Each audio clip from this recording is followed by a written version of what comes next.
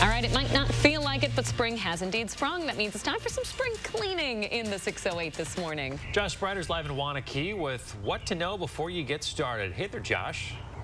Hey guys, good morning. Yeah, all of this recent weather, this is probably a really good time to start some of that spring cleaning. You can work on the garage, you can work on the basement, work on the house. And we've got some hacks for you this morning, and we're going to talk about what you should not be throwing away, what you should be recycling, reusing. There's a lot of things out here. Amy Beery with Red Box Plus of Madison with us this morning. And Amy, there's a lot of things here that, you know, people think that they can just toss into the dumpster, toss into the garbage, but we really need to be weary about some of this stuff. That's right. Yeah, the most important thing to remember when you get a dumpster is before you put anything in there, could you recycle it or could you reuse it and dispose of it in a different way? So we have a lot of items out here. Talk a little bit about some of the things and really the dangers of throwing some of these items away. Yeah, so car batteries is unfortunately one of the things that we do see quite a bit in dumpsters, but those have different metals in them and materials in them that should not be in a landfill. When you think about a dumpster,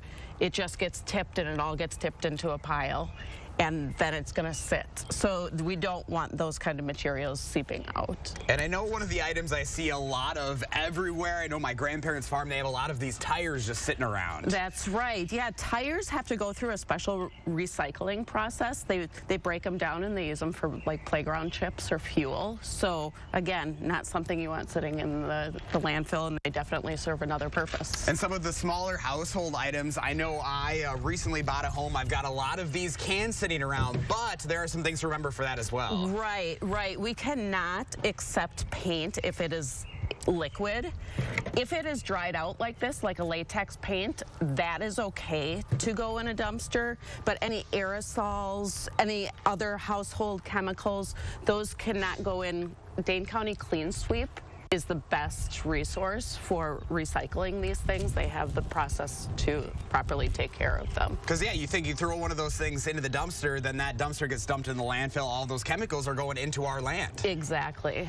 Which we totally want to avoid. We don't want that, yeah. So then appliances as well. Anything with a cord you want to be careful Pretty with. much our rule of thumb is anything with a cord can be taken to a center to be properly recycled and get those materials out that can be reused. So if folks have questions about what they should be throwing away, what they shouldn't be, you know, what's the best way to learn those answers? Yeah, so definitely give us a call here at Redbox Plus. Our staff has lots of great answers for you, or you can go on Dane County's landfill's website.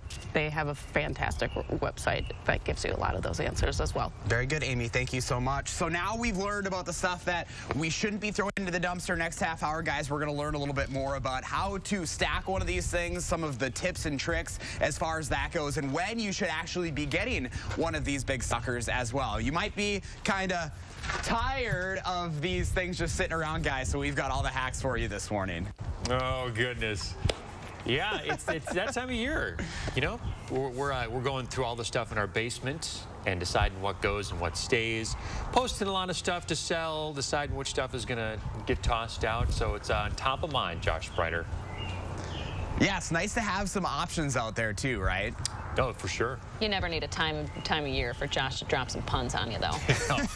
doesn't matter. That was courtesy of photographer Mark Schilling. I've missed him over the last couple of weeks. Yeah, so I bet you have. Josh Bryant, thank you very much. Remember to let Josh know what inspires you in the 608. You can reach out to him on social media or shoot him an email for a chance to be featured.